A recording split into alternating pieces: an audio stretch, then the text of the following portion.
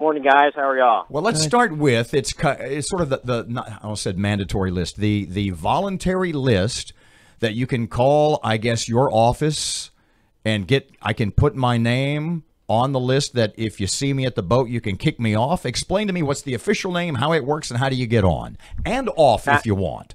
Back in about 2001, as part of the state's push to address compulsive gambling, they established, as almost all gambling states have, a self-exclusion list. The person who believes or knows that they have that disorder and have problems with gambling too much can go to any state police gaming office.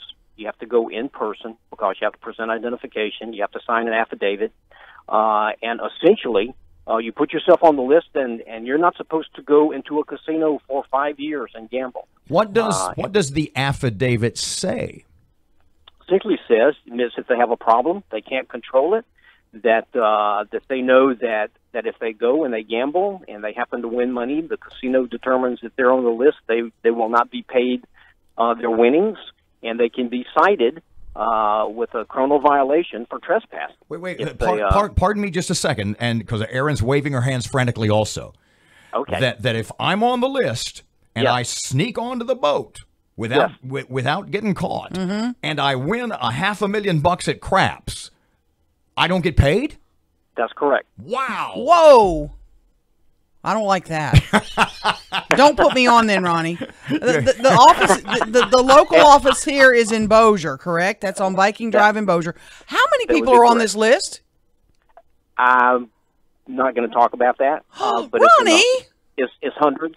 It's hundreds of people. Okay. And it's certainly not all the people in the state who have a problem, but it's those who have come to terms and admitted it to themselves. Many are in treatment programs, and for the most part, most people are compliant. Can I get off the list if I'm on it within that 5 years? If I say I've cured it? No.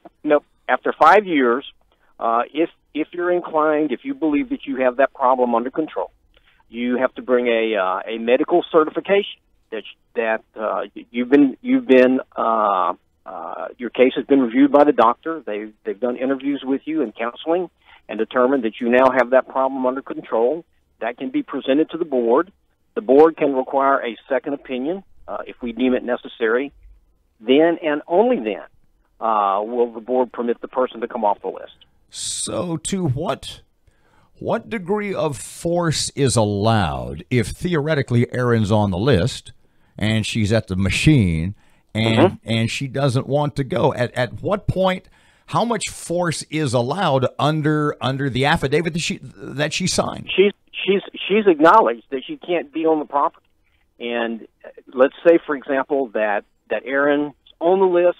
She just walked onto the boat. They didn't ID her when she came on. Although she's young enough, they should check her ID. But she's on the boat, and she wins a jackpot. And she decides she's going to try and claim it. Well, they come to pay the jackpot. They're going to require identification. She presents her ID card. They run it through the system, see that she's on the list. They deny her the jackpot. They'll have security remove her if necessary. Without the money? Without the money. Wow. Ronnie, we're talking to Ronnie. The matter will be referred to state police, and their general operating procedure would be to cite Erin for refusal to move after being told that they're trespassing. Okay, Ronnie Jones, State Gaming Control Board. Karen Carter Peterson was put herself on the list. Yep. She was cited because she went on one of the riverboats. I've never heard of this happening before. Did someone follow her there? Did she try to cash in a jackpot? Can you tell us any more about the circumstances here? No, I can't because I've not seen a state police report on the matter.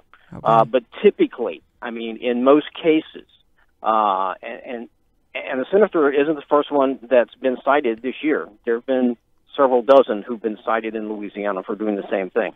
Okay. And unfortunately, in her case, some of the information was leaked to the media and became a public issue. Something that should be very private became a public issue.